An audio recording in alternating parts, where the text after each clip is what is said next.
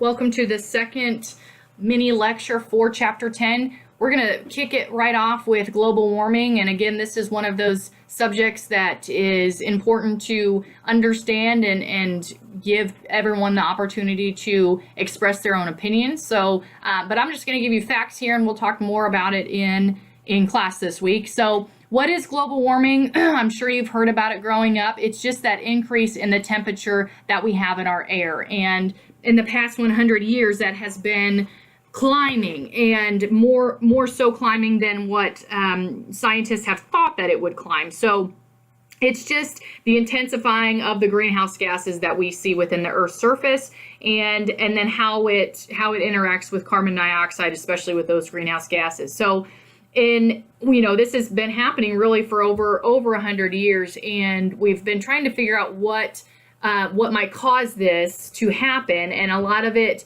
is kind of due to some extreme weather and some increases in that. So floods, droughts, different weather acts, changes in the way we do crop production, especially in the different regions of the United States. And then how it's associated with greenhouse gases and how it's intermixing with with carbon dioxide, but how it is then trying to figure out a solution between the greenhouse gases and how we're supposed to reduce that carbon dioxide in the air. So this is a graphic. This is also in your book, but I just wanted to put it in your notes for you to look over. This is that greenhouse effect that we talked about, very important for carbon dioxide, and how it then in turn it affects the greenhouse effect, pun on words there, and is really important to look at how, if we're growing plants, how that greenhouse effect is then going, or that solar radiation is going to affect the way, our light duration, the light quality, and how it's going to affect that final product. So climate. So the first thing that we need to talk about is the difference between climate and weather. So weather is short term. Weather is what is happening right now outside. So if you go outside right now and it's sunny and it's 79 degrees, then that is our weather. Okay. Our climate is a very long-term weather in a region. Okay. So like our climate in Oklahoma in the summertime typically is hot and dry.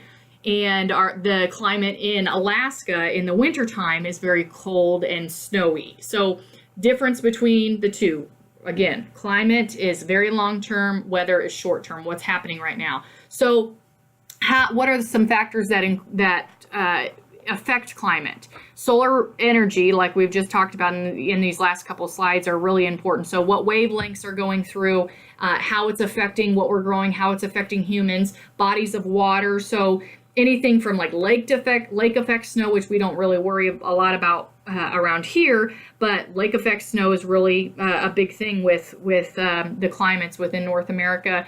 So that, because it's going to contrast the temperature of cold air, and then how it's going to then regulate it into warmer waters of the lake, and really how that moisture, if you look at the broad spectrum of this, how that moisture is going to be given to the earth. So is it snow? Is it ice? Is it water? How it's going to be landed on earth. And then we have landforms, elevation, air masses, landforms like mountains and things that will hold in moist air, and how that will then affect what is growing on those landforms as well. So climate is really important in terms of agriculture, because we have to figure out how to grow different crop plants within a field specifically to the climate of that region. So it would be really hard for me to try and grow rice here in Oklahoma, in northeastern Oklahoma, because of our climate. In southeastern Oklahoma, it's not that hard. It's actually being done. So just the different climate regions that you see there is relevant to that.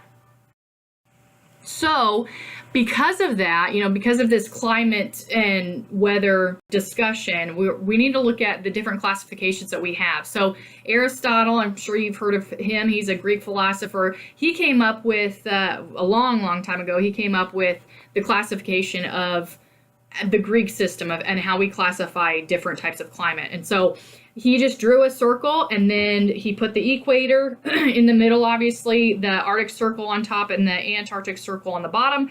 And both of those circles were then looked at as frigid. Okay, so on this next slide, I'm going to show you a picture of it, and it'll say frigid on both of those Arctic circles, because obviously we're looking at both the North and the South poles. Then we have the Tropic of Cancer, the torrid in the tropic zone, the frigid in the polar zone, and then the temperate zone. Okay, here that is.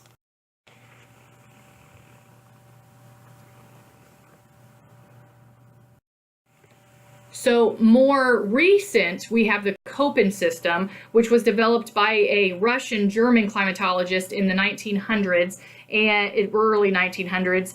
And Köppen decided that he was going to break it up within regions of the Earth. Okay, so we look at 5 different regions within America, or the North America, and we break it down between tropic climates, dry climates, moist, but had a mid-latitude climate with mild winters, and then the same thing, but with colder winters, and then polar climates. And here's a picture of that. So you can see our A climate there is our tropic climates, and just a little bit of Florida has an A climate. And so again, very warm, a little bit of, those very high temperatures, obviously. No really winter season. We don't see a lot of that. So a lot of things that are grown pretty well there, bananas, coffee, and plants like that, because they thrive on that hot weather. If you look down at the B, you can see the B section there, more of the Midwest to the western part of the United States and up on into Canada. So, we're looking at a little precipitation. I mean, there still is some precipitation, but not as much. We look at arid desert climates, semi-arid climates, and how that's interacting with different climates as that maybe a weather system goes on to the east. So we can grow things like corn, soybeans, those hot summer plants that are going to be, or dry land plants that are going to be able to grow with little water. I mean, it's still going to need some water. It's still going to need some of that precipitation, but not as much. And then you look down there at the sea. We have a little bit of sea there in the southeastern part of the United States, and maybe a little bit north too. So that's going to have very hot and warm summers, but it's going to have mild winters, and it can be categorized as a humid subtropic climate as well. And so those are kind of the 3 that we see. You can see the D up there. That is more of the northeastern part of the United States, and so going to have colder winters, going to have a little bit of precipitation, but it's going to have the coldest monthly average. It's about 27 degrees is that coldest monthly average, which is pretty cold. And they do see a lot more snowstorms than we do anywhere else in the United States. So what is precipitation? You've heard this word, you've listened to the weatherman say precipitation. What is it? So that is anything that falls from the sky as rain and or snow. So anything that has that H2O molecule, rain or snow, that's what precipitation is. So, it could be spitting ice, and that would be considered, when it hits the ground, rain or water. So that would be considered precipitation. Obviously very important for plant growth, and it's going to constitute about 75 to 90% of most of those plants, and how it's facilitating and using that within that plant function.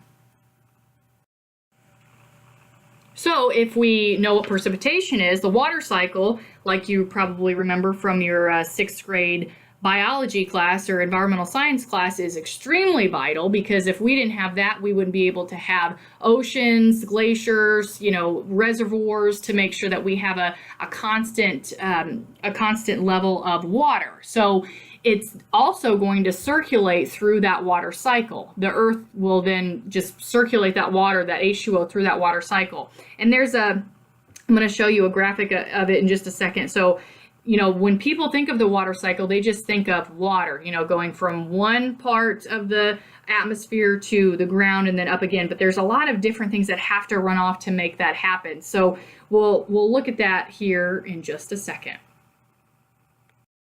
Okay, so this is that graphic that I was telling you about. So you see transpiration, you see evaporation. So what's the difference between both of those? Evaporation, it's going to be evaporated from the ground, okay, from soil, water, and transpiration is going to be evaporated from the air. So that is very well known in the spring and the fall when we have that moist air in the, or humid air in the air. It's going to be transpired back into the earth. Percolation will also happen if we get a heavy rainfall. It's going to percolate into the soil, which is good in most ways of agriculture, but then will run off into some sort of water, whether that's the ocean, whether that's a lake, pond, whatever that is, and then it's going to evaporate from that ocean, and then condensation will happen and rainfall will happen then again.